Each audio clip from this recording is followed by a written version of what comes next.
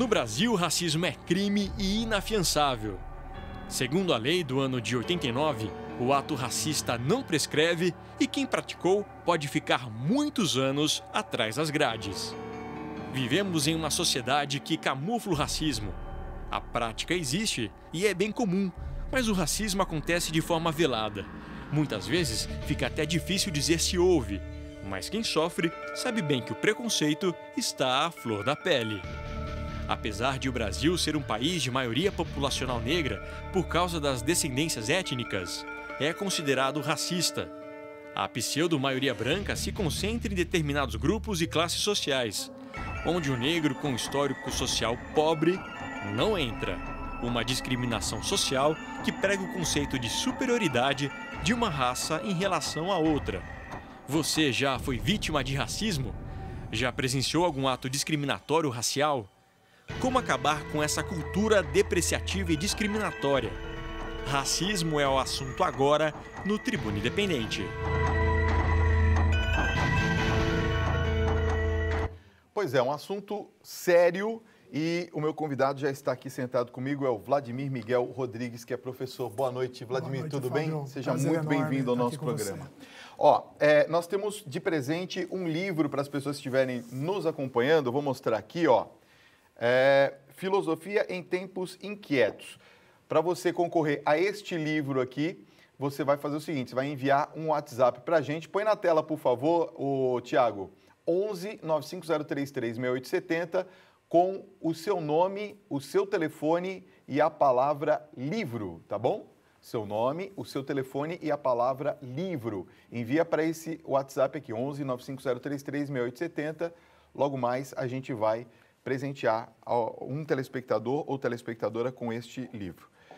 Ô Vladimir, vamos começar então falando um pouquinho rapidamente sobre o livro. O que trata Filosofia em Tempos Inquietos?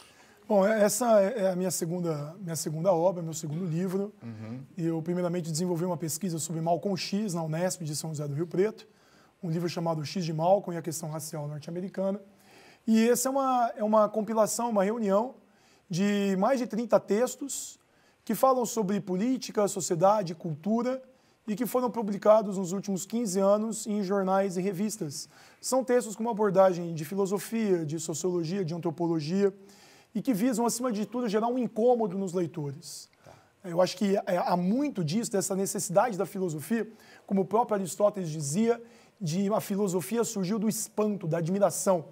Eu quero provocar nas pessoas uma reflexão de temas que são incômodos, inclusive o tema do racismo.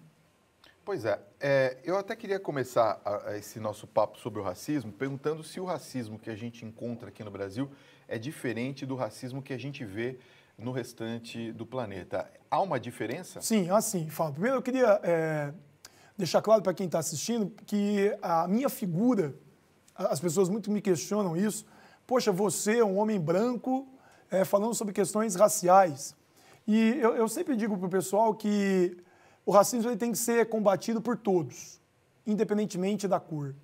E eu sempre falo como dever de professor, dever de educador, que a gente tem que combater esse mal a todo custo.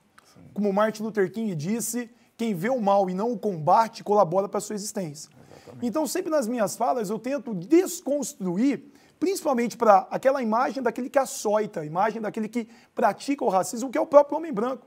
O próprio homem branco é o principal realizador do racismo. Então, eu sempre tento desconstruir nas minhas falas esse racismo que está interiorizado na nossa cultura. E já respondendo ao que você me questionou, o racismo brasileiro ele é sui generis.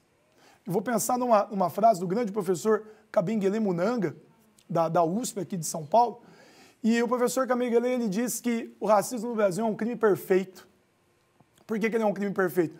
O professor comentando uma pesquisa da Folha de São Paulo, de anos atrás, a pesquisa da Folha de São Paulo perguntava, existe racismo no Brasil?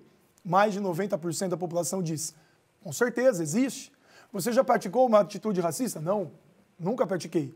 A conclusão do professor é brilhante e esclarece muito sobre isso. No Brasil existe o racismo, mas não existem os racistas. É um crime perfeito porque o branco comete e joga a culpa em quem? No negro. Então, no Brasil, o racismo ele se desenvolve de uma maneira muito peculiar porque ele está nas entrelinhas, ele está no mito da democracia racial, ele não é declarado, ele é velado. ele se faz através das brincadeiras, das mensagens de WhatsApp, dos memes, que estão aí injuriando, humilhando pessoas. Diferentemente dos Estados Unidos, no qual o racismo é declarado, como nós vimos, por exemplo, nas manifestações de dias atrás, em que essas pessoas foram às ruas e disseram, somos racistas. Então o brasileiro ele tem muito disso. Ele pratica atos injuriosos, atos racistas, mas ele se esconde na ideia de que existe uma democracia racial. De que todos são iguais e todos têm a possibilidade de ascender independentemente da cor da pele. Você sabe que, claro que eu preciso trazer aqui, resgatar uma situação que aconteceu não faz muito tempo, mas daquela garota que acabou depois perdendo tudo que ela tinha na vida, porque ela falou uma palavra racista no estádio de futebol. Eu queria saber como que anda a questão da legislação propriamente dita, né? Ou seja, nós temos uma legislação racial boa aqui no Brasil, já que você falou sobre crime perfeito? Esse teu questionamento é muito importante. Existe uma legislação em relação à questão racial e eu vou te dar 2 exemplos. Existe o crime de racismo. No que constitui o crime de racismo? O crime de racismo ele existe quando há uma exclusão. Quando eu excluo uma pessoa de uma determinada situação por uma questão da cor da pele. Você não vai frequentar a minha aula porque você é negro. Você não vai trabalhar na minha empresa porque você é indígena. Você não vai entrar nesse estabelecimento porque você é árabe. Todo racismo existe quando há uma exclusão. Esse tipo de crime está tipificado na nossa legislação e ele é um crime inafiançável. E existe um outro tipo de crime que é muito comum, como aconteceu naquele jogo entre Santos e Grêmio, no qual a injúria racial, quando há uma ofensa à honra. Esses crimes acontecem corriqueiramente no Brasil. E aqui a gente pode pensar numa questão até como existe a violência em relação à mulher, que muitas pessoas não denunciam. Esses crimes precisam ser denunciados. Se você sofrer algum tipo de injúria ou for vítima de racismo, você deve fazer o DISC 100, discar direto para a Secretaria de Direitos Humanos e fazer uma denúncia. Você pode fazer essa denúncia, ela vai ser enviada ao Ministério Público e vai ser analisada. O grande problema, Fábio, é qual? A justiça no Brasil é morosa. A justiça é lenta.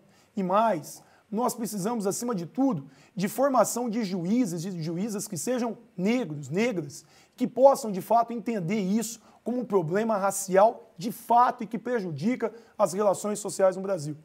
Então, muitas das vezes, há uma grande dificuldade do quê? De provar.